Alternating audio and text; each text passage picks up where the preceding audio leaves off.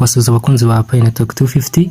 Ngira ngo iyi foto muri kubona muri screen zanyu iri kwerekana coin ebyiri, hari Bitcoin hakaba na Pi Network. Nuvuga ngo rero Bitcoin mu 2010 yari mining ikoreshwa na computer. Iyi rero abantu batekereza ko ari scam, bavuga ati ngibi no kubeshya nta gaciro ngo bye bifite. Noneho Bitcoin iza kuza mu 2014 iratungurana iti henda, iritangira guhenda. Abantu bavuga ngo ni scam, batangira kubona ko cya kintu kitari scam kandi gifite agaciro. Bivuze ko crypto zitangiye nyine kugenda zigira agaciro kagenda kazamuka. Rero mu 2017 ndagira ngo tuze kubisanisha na Pi Network. Ubwo 17 Bitcoin rero abantu batangira gutekereza ati kuki nta mininze Bitcoin yakiri kare, kuki nakererewe ku investinga cyazo gushobora muri Bitcoin. Rero noneho ubindi bitugiye kubivuza no Pi mu 2019 yatangiye miningwa hakoreshejwe telefone.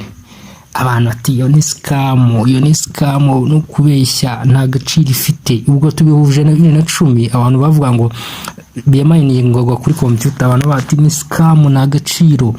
Ubwo rero 2023 Pi ku mininga bitangira kuba expensive. Navuga ko nabyo twabijyana nka expensive kuko ku mininga byatangiye kuzajya biva ku munsi umwe kuri mininga Pi imwe ku munsi umwe bigera kuri Pi imwe ukazayimininga mu minsi 3. Ubwo bivuze ko turi kubuzana 2014 ya Bitcoin yari itangiye guhenda, itangiye kugira agaciro. None 2017 ya Bitcoin twabonye ko abantu bari batangiye kwicuza ati kuki tutamininze Bitcoin hakiri kare, reka tubihuze na Pi mu 2025 igiye ku isoko. Abantu batangira kuza ati kuki tutamimenya hakiri kare ngo tumininge Pi, ati twarakererewe kuba twakwinvestinga. Bivuze ko abantu bahagacira ikintu ari uko babonye gitangiye kuba big, gitangiye kuba huge, gitangiye kuba kinini.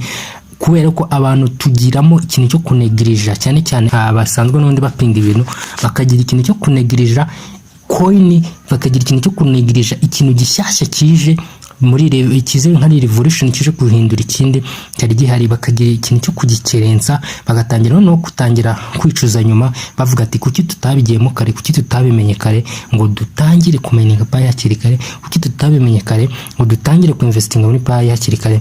Kubera ko batangiye kubona ko biri kugenda biba good, bivuga ngo open mainnet igiye kuba.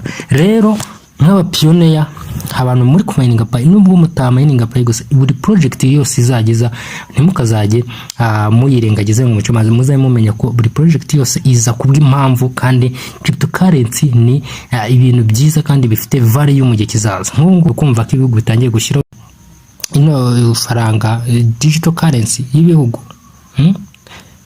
ibihugu bitangiye gutekereza gushyiraho ifaranga ikoranabuhanga CBDC, Central Bank Digital Currency. Nuko babona ko ni revolution nshyashya, ni uburyo bushyashya buri kuza kandi bugenda kugendana n'iterambere rya internet n'ibindi byose bijyanye na technology. Rero ntabwo nifuza ko mwazamera nk'abantu bicuje ngo kuki batamenye Bitcoin hakiri kare, ngo kuki batamininze Bitcoin hakiri kare.